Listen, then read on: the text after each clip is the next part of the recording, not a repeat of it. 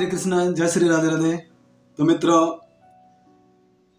मैं आप लोगों को एक बार फिर से मेरे इस गौर गोविंद टीवी में स्वागत करता हूं। तो आज का प्रसंग है धृतराष्ट्र और श्री भगवान कृष्णचंद्र का संवाद। तो इस प्रसंग को मैंने महाभारत से लिया है, जो पंचम वेद माने जाते हैं।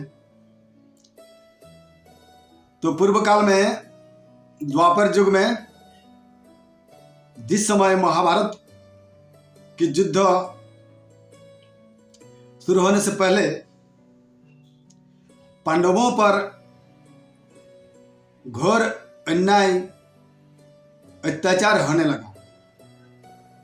दुर्योधन आदि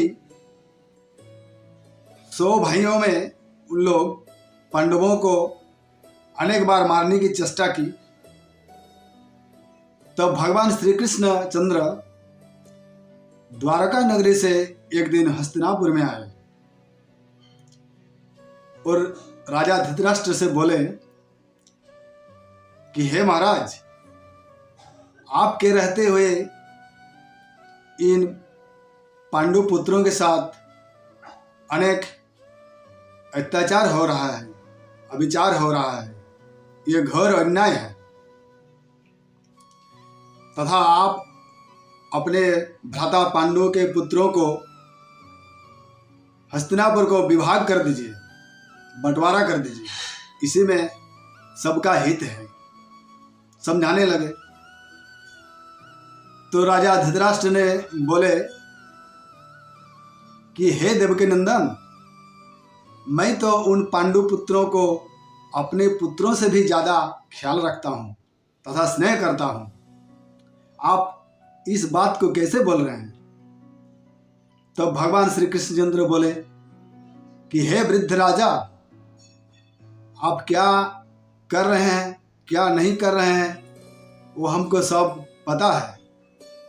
तो आप अपना कपट छोड़ करके उन लोगों का हस्तिनापुर का बंटवारा करके शांति कर लीजिए, इसी में सबका हित है। तो भगवान श्री कृष्णचंद्र बोले, तो मैं आपके कपट के लिए एक दृष्टांत सुनाता हूं, इसको आप मन लगाकर सुनिए। तो पूर्व काल के समय एक घोर जंगल में 5 मित्र रहते थे, यथा सिंह, बाघ, लोमड़ी, नेवला और चूहा। तो एक दिन एक हिरण उसी जंगल में घास खाने को गई।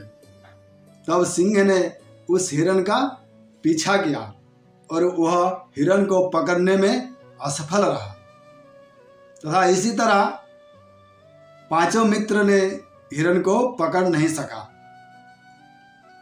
तब लोमड़ी, जो बुद्धि में चतुर थी, सबसे ज्यादा बुद्धि लोमड़ी की होती है, तो उन 4 मित्रों से लोमड़ी कहने लगी कि देखिए, मेरे पास एक मंत्रणा है। उस मंत्रणा को अगर आप सब मानो तो हिरण पकड़ी जाएगी और हम लोग उसे खा जाएंगे। तो 4 मित्रों ने बोला, क्या मंत्रणा है, बताओ। तो लोमड़ी बोली, जब हिरण घास खा के विश्राम करेंगी तो चूहा ने सुरंग बना करके उसका जो पैर है, पैर के नस को काट देगी, जिससे वो दौड़ नहीं सकेगी और हम सब उसको पकड़ लेंगे। तो 4 ने समर्थन किया इस बात पर। उसके बाद चूहे को भेजा गया, नीचे से सुरंग बना के जहां हरिण विश्राम कर रही थी, उसी जगह चूहे ने जा करके हिरण के पैर के नस को काट दिया। तथा काटने के उपरांत 5 मित्र ने मिलकर उस हिरण को मार डाला। जब मार डाला तो लोमड़ी की एक बुद्धि सूझी, लोमड़ी ने एक बुद्धि रची, मन में विचार किया कि मेरे ही मंत्रणा के कारण हिरण मारी गई तथा इन चारों ने इस हिरण की मांस खाएंगे, ऐसा तो मैं नहीं होने दूंगा। तो चारों मित्रों से लोमड़ी बोली कि आज बड़ी संजोग से एक हिरण को हम लोगों ने मार गिराए हैं, तो एक काम कीजिए, आप चारों नदी से स्नान करके आइए और आज हम लोग पितृदेव के उद्देश्य से तर्पण करेंगे, मांस श्राद्ध करेंगे। तो लोमड़ी की बात सबने मान गया और चारों मित्र नदी में स्नान करने को चला गया। तो सिंह सबसे फुर्तीला होता है, वो सबसे पहले स्नान करके आ गया। तो लोमड़ी को सिंह ने बहुत दुखी देखा, चिंतित देखा। तो सिंह ने लोमड़ी से पूछा कि आप इतना दुखी क्यों हो, इसके कारण क्या है? तो लोमड़ी बोली, मैं इसलिए दुखी हूं कि चूहे का बात मुझे बहुत दुखी कर गई। तो सिंह ने कहा, चूहा ने क्या कहा? तब लोमड़ी बोली कि चूहा बोल रही थी कि मेरे ही कारण हिरण पकड़ी गई और जो जंगल के राजा शेर है उनका क्या सामर्थ्य है, क्या शक्ति है कि हिरण को मार देंगे। तो मेरे ही कारण हिरण पकड़ी गई और मारे गए, इसलिए मेरे ही मारा हुआ मांस शेर खाएंगे।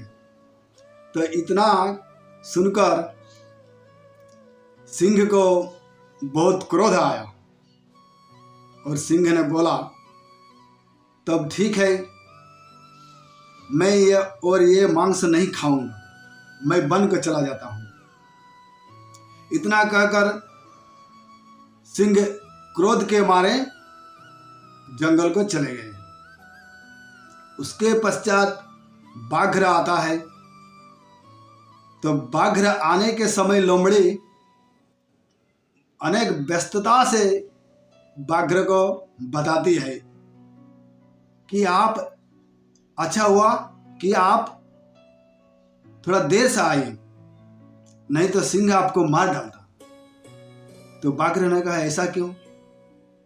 तो लोमड़ी बोली कि न जाने किस कारण सिंह ने आपको वध करना चाहता है और आपको ही खोजने के लिए जंगल में चले गए और हमको बोल के गए कि उनको बताना नहीं।